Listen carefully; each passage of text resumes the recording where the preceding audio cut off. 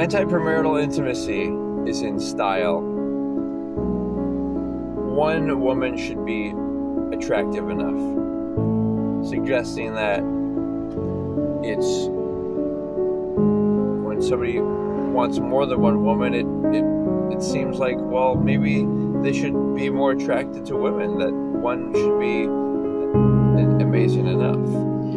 And so these are quotes. Next quote is, do you care about your fellow man? If not, don't seduce his future wife. Next one is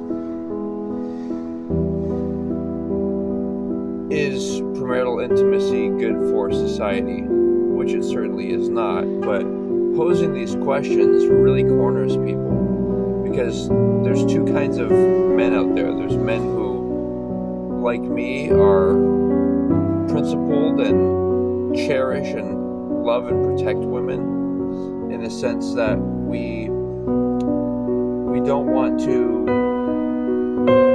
take what's not ours. We don't want to try to find a way to trick women. So there's men who are honest with women and concerned about them, and then there's men who lie. And these men may be even self-delusional. They may be lying to themselves, and they may not be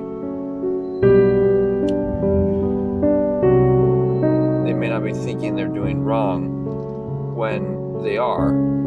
The next concept is premarital intimacy is unloving and unsustainable. So using terms like wrong or evil or selfish sometimes feel too subjective or opinionated and not as formal. But it becomes more difficult to make a counterpoint to, well, it's not loving and it's not even sustainable, because it shows that you have superficial interests. So this is the next one. Premarital intimacy is superficial. Premarital intimacy is not as important as marriage. So premarital intimacy, and then the is greater than icon, the triangle, greater than, or is less than icon. Premarital intimacy is less than marriage. And that suggests that what's more important? Intimacy or marriage? Intimacy or commitment? So sometimes when people like to argue against the marriage word for different reasons, maybe some of them legitimate, that these legal marriages create difficulty for everyone involved, especially men, if the woman is after the guy's money or something, or they haven't. See, a lot of marriages fail because of lack of studying about marriage. So it's lack of knowledge, lack of education, lack of wanting to know about it. They just, a lot of marriages, to me it seems, are based upon people have this physical attraction, and they want to keep that pleasure continued into the future. The irony is, you can do that with someone, but only if you have shared values, because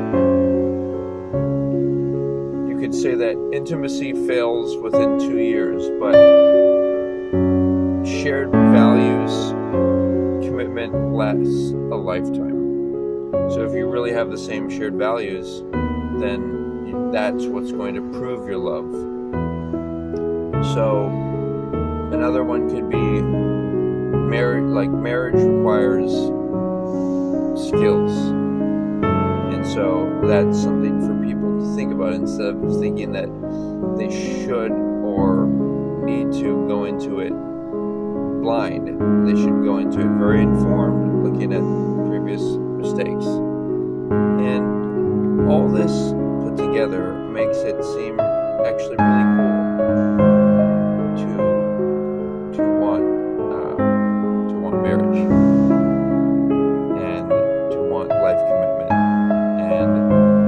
those who have it's failed for them, it's time for you to admit that the marriage that you started wasn't based upon values. It was more based upon this ambiguous emotional love, quote unquote, thing, which was not exactly actually love.